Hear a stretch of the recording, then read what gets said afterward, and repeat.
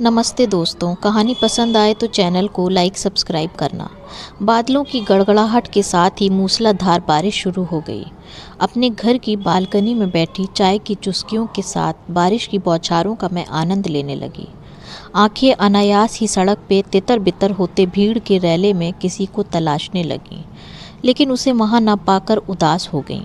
आज ये फुहारें कितनी सुहानी लग रही हैं, जबकि यही गड़गड़ाहट आसमान में चमकती बिजली की आंख मिचौली उस दिन कितना कहर बरपाती प्रतीत हो रही थी।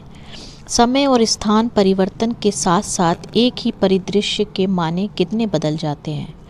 2 बरस पूर्व की यादें अभी भी जहन में आते ही शरीर में झुरझुरी सी होने लगती है, और इसके साथ ही आंखों के सामने उभर आता है एक रेखा चित्र, जिसकी मधुर स्मृति अनायास ही चेहरे पे मुस्कान ले आती है। उस दिन ऑफिस से निकलने में मुझे कुछ ज़्यादा ही देर हो गई थी। काफ़ी अंधेरा घिराया था, स्ट्रीट लाइट्स जल चुकी थी। मैंने घड़ी देखी, घर पहुंचते पहुंचते 10:30 तो बज ही जाएंगे। माँ चिंता करेगी। कहीं मैंने माँ को फ़ोन लगा दिया। हाँ, कहाँ तक पहुँची? बारिश हो रही है, संभल कर आना। माँ की चिंता उनकी आवाज़ से साफ जाहिर हो रही थी। बस निकल गई हूँ, अभी कैब पकड़ के सीधे घर पहुँचती हूँ, और फिर मुंबई की बारिश से क्या घबराना माँ, हर साल ऐसे ही तो होती है। मेहमान और मुंबई की बारिश का कोई ठिकाना नहीं, कब कहाँ टपक जाए कोई नहीं बता सकता। मैं बड़ी बेफिक्री से बोली। अरे आज साधारण बारिश नहीं है, पिछले 10 घंटे से लगातार हो रही मूसलाधार बारिश थमने या धीमे होने का नाम नहीं ले रही है। हेलो हेलो, माँ बोलती रह गई। मैं भी देर तक हेलो हेलो करती रही। बिल्डिंग से बाहर आ गई थी। सिग्नल जो उस वक्त आने बंद हुए तो फिर जुड़ ही नहीं पाए। बाहर का नज़ारा देख मैं अवाक रह गई। सड़कें स्विमिंग पूल में तब्दील हो चुकी थीं। दूर दूर तक कैब क्या किसी भी चलती गाड़ी का नामो निशान तक न था। घुटनों तक पानी में डूबे लोग अफरा तफरी में इधर उधर जाते नजर आ रहे थे। महानगरीय जिंदगी में एक तो वैसे ही किसी को किसी से कोई सरोकार नहीं होता, और उस पर ऐसा तूफानी मंजर। हर किसी को बस घर पहुंचने की जल्दी मची थी। अपने ऑफिस की पूर्णतः वातानुकूलित इमारत, जिस पर हमेशा से मुझे गर्व रहा है, पहली बार रोष उमड़ पड़ा। ऐसी भी क्या वातानुकूलित इमारत जो बाकी दीन दुनिया से आपका संपर्क ही काट दे। अंदर हमेशा एक सा मौसम, बाहर भले ही पतझड़ गुजर कर बसंत छा जाए। खैर, अपनी दार्शनिकता को ठेंगा दिखाते हुए मैं तेज़ कदमों से सड़क पर आ गई और इधर उधर टैक्सी के लिए नज़रें दौड़ाने लगी। लेकिन वहाँ पानी के अति बहाव के कारण वाहनों का रेला ही थम गया था। वहाँ टैक्सी की खोज करना बेहद मूर्खतापूर्ण लग रहा था। कुछ अधडूबी कारें मंजर को और भी भयावह बना रही थीं। मैंने भैया से संपर्क साधने के लिए एक बार और मोबाइल फ़ोन का सहारा लेना चाहा, लेकिन सिग्नल के अभाव में वह मात्र एक खिलौना रह गया था। शायद आगे पानी इतना गहरा ना हो। यह सोचकर मैंने बैग गले से कमर में टांगा और पानी में उतर पड़ी। कुछ कदम चलने पर ही मुझे सैंडल असुविधाजनक लगने लगे। उन्हें उतार कर मैंने बैग में डाला। आगे चलते लोगों का अनुसरण करते हुए मैं सहम कर कदम बढ़ाने लगी, कहीं किसी गड्ढे में या नाले में पाँव न पड़ जाए। मैं न जाने कितनी देर चलती रही और कहाँ पहुँच गई, मुझे कुछ पता नहीं चल रहा था। मुझे कुछ होश नहीं था। लोकल ट्रेन में आने जाने के कारण मैं सड़क मार्गों से नितांत अपरिचित थी। आगे चलने वाले राहगीर भी जाने कब इधर उधर हो गए थे। मुझे कुछ मालूम नहीं, कुछ पता नहीं चल रहा था। मुझे चक्कर आने लगे थे। सारे कपड़े पूरी तरह भीग कर शरीर से चिपक गए थे। ठंड भी लग रही थी। अर्ध बेहोशी की सी हालत में मैं कहीं बैठने की जगह तलाश करने लगी। तभी ज़ोर से बिजली कड़की और आसपास की बत्तियां गुल हो गईं। मेरी दबी सी चीख निकल गई। फुटपाथ पर बने एक इलेक्ट्रिक पोल के स्टैंड पर मैं सहारा लेकर बैठ गई। आंखें स्वतः ही मुंद हो गईं। किसी ने झटके से मुझे खींचा तो मैं चीख मारकर उठ खड़ी हुई। छोड़ो, मुझे छोड़ो। दहशत के मारे चेहरे पर हवाइयाँ उड़ने लगी थीं। अंधेरे में आंखें चौड़ी कर देखने का प्रयास करने पर मैंने पाया कि एक युवक ने मेरी बाँह पकड़ रखी थी। करंट खाकर मरना है क्या? कहते हुए उसने मेरी बाँह छोड़ दी। वस्तु स्थिति समझकर मेरे चेहरे पर हवाइयाँ उड़ गई थीं। शर्मिंदगी उभर आई। फिर तुरंत ही अपनी असहाय अवस्था का बोझ मुझ पर हावी हो गया। प्लीज़ मुझे मेरे घर पहुंचा दीजिए। मैं पिछले 3 घंटे से भटक रही हूं और मैं 5 घंटे से। उसने बिना किसी सहानुभूति के सपाट सा उत्तर दिया। ओह, फिर अब क्या होगा? मुझसे तो एक कदम भी नहीं चला जा रहा। मैं यहीं बैठकर किसी मदद के आने का इंतज़ार करती हूँ। मैं खंबे से थोड़ा हटकर बैठ गई। मदद आती नहीं, तलाश की जाती है, पर आगे कहीं बैठने की जगह भी ना मिली तो? मैं किसी भी हाल में उठने को तैयार ना थी। ऐसी सोच के साथ तो सारी ज़िंदगी यहीं बैठी रह जाऊगी। मेरी आंखें डबडबा आई थीं। शायद इतनी देर बाद किसी को अपने साथ पाकर दिल हमदर्दी पाने को मचल उठा। पर वह शख्स तो किसी और ही मिट्टी का बना था। आपको क्या लगता है कि मैं किसी फिल्मी हीरो की तरह आपको गोद में उठाकर इस पानी में से निकाल ले जाऊंगा? पिछले 5 घंटे से बरसते पानी में पैदल चल चलकर मेरी अपनी सांस फूल चुकी है। चलना है तो आगे चलो, वरना मरो यहीं पर। उसके सख्त रवैये से मैं सहम गई थी। डरते डरते उसके पीछे फिर से चलने लगी। तभी मेरा पाँव लड़खड़ाया। मैं गिरने ही वाली थी कि उसने अपनी मजबूत बाहों से मुझे थाम लिया। तुम आगे चलो, पीछे गिर गिराकर बह गई तो मुझे पता भी नहीं चलेगा। आवाज़ की सख्ती थोड़ी कम हो गई थी और अनजाने ही वह आप से तुम पर आ गया था। पर मुझे अच्छा लगा। अपने साथ किसी को पाकर मेरी हिम्मत लौट आई थी।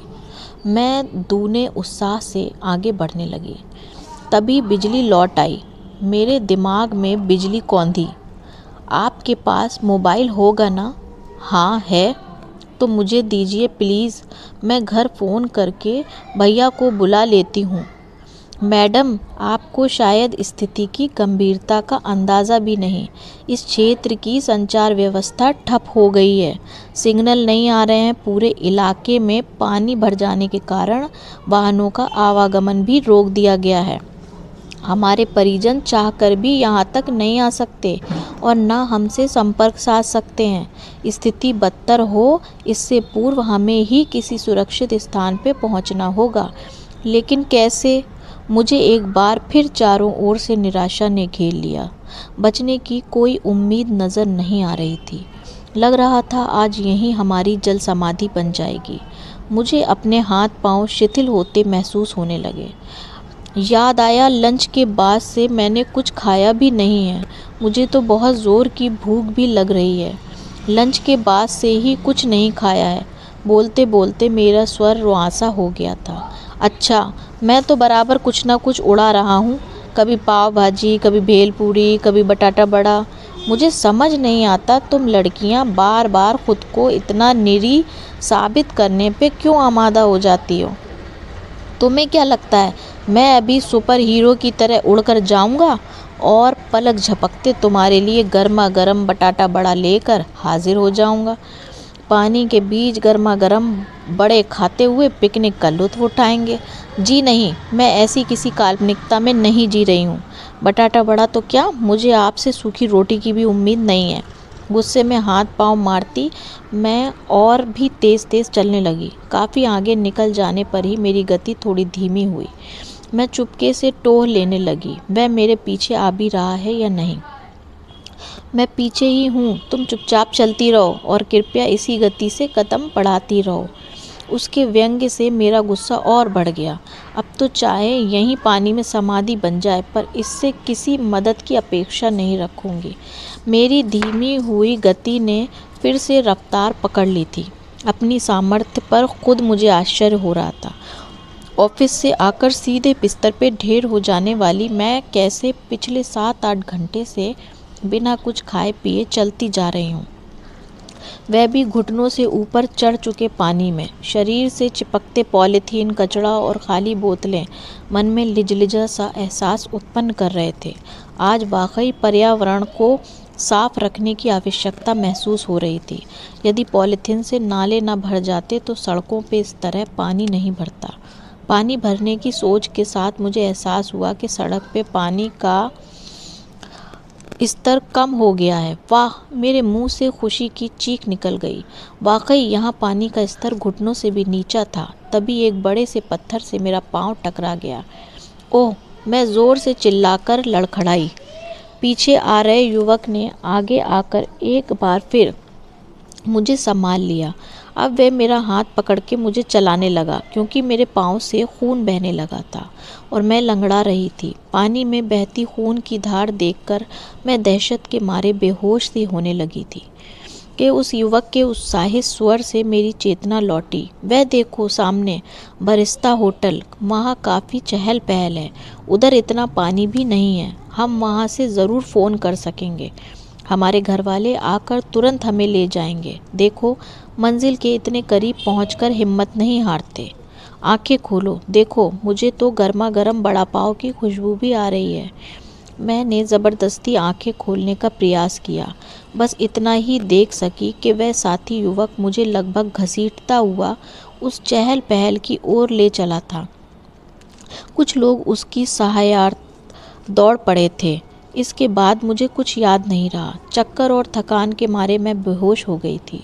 होश आया तो देखा एक आदमी चम्मच से मेरे मुंह में गुनगुनी चाय डाल रहा था और मेरा साथी युवक फ़ोन पर ज़ोर ज़ोर से किसी को अपनी लोकेशन बता रहा था।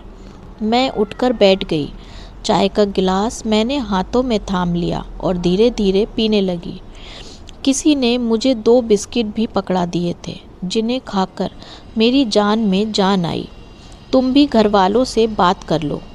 मैंने भैया को फ़ोन लगाया तो पता चला कि वे जीजा जी के संग यहीं कहीं आसपास ही मुझे खोज रहे थे। तुरंत वे मुझे लेने निकल पड़े। रात आधी से ज़्यादा बीत चुकी थी, लेकिन आसपास मौजूद भीड़ की आंखों में नींद का नामो निशान न था। हर किसी की ज़ुबान पर प्रकृति के इस अनोखे तांडव की ही चर्चा थी। मेरा साला मुझे लेने आ रहा है, तुम्हें कहाँ छोड़ना है बता दो। लो, वे आ गए। अपनी गर्भवती पत्नी को भी गाड़ी से उतरते देख वह हैरत में पड़ गया। अरे तुम ऐसे में बाहर क्यों निकली, वह भी ऐसे मौसम में? बिना कोई जवाब दिए उसकी पत्नी उससे बुरी तरह लिपट के फूट फूट के रोने लगी। वह उसे धीरज बंधाने लगा। मेरी भी आंखें भर आईं। पत्नी को अलग कर वह मुझसे मुखातिब हुआ। पहली बार कोई हेल्प ऑफ़र कर रहा हूँ, चलो हम छोड़ देंगे। नहीं थैंक्स, भैया और जीजा जी बस आ ही रहे हैं। लो, वे भी आ गए। अच्छा बाय। वह चला गया। हमने एक दूसरे का नाम पूछा, ना पता। उसकी स्मृतियों को सुरक्षित रखने के लिए मैंने उसे एक नाम दे दिया है, हीरो। वास्तविक हीरो की तरह बिना कोई हैरत अंगेज करतब दिखाए। यदि कोई मुझे उस दिन मौत के दरिया से बाहर ला सकता था तो वही एक हीरो। उस समय तो मुझे उस पर गुस्सा आया ही था कि कैसा रफ आदमी है, लेकिन आज मैं आसानी से समझ सकती हूँ उसका मुझे खिजाना, आक्रोशित करना एक सोची समझी चालाकी के तहत था, ताकि मैं उत्तेजित होकर तेज़ तेज़ कदम बढ़ाऊं और समय रहते खतरे की सीमा रेखा से बाहर निकल जाऊं। सड़क पर रेंगते अनजान चेहरों के काफिले में आज भी मेरी नज़रें उसी हीरो को तलाश रही हैं। कहानी आपको कैसी लगी मुझे कमेंट करके ज़रूर बताइएगा और मेरे चैनल को लाइक सब्सक्राइब ज़रूर करना। Thank you for watching my videos.